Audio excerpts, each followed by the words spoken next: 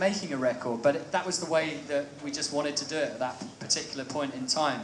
But I think when we made Hopes and Fears, and probably when we make our next record, I think we want to get into a studio environment and to rehearse the songs and to play the songs as the three of us, and all be kind of contributing at the very kind of inception of the songs. So I don't know, you just find ways of making a record, I think, and it comes together. And where do the lyrics come from? From shared personal experience or fantasies?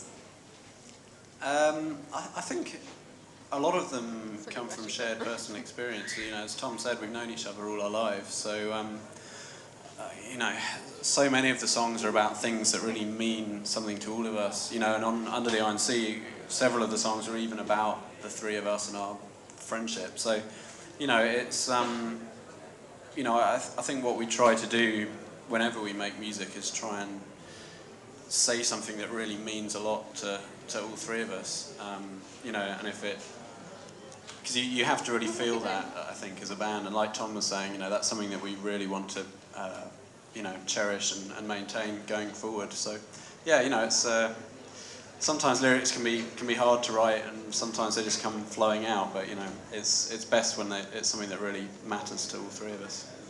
And now, do you remember a specific moment that you realized that you had become a famous band? That you thought, oh my God, this is huge.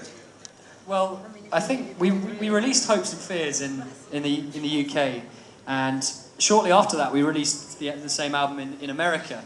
And so we spent a few weeks touring around the UK, and then we went across to America for about, I think probably about a month, maybe a bit more than a month. And this was I think this was beginning of 2004, or middle of 2004, or 3, was it? 4. Okay, I'm getting old, losing my brain cells.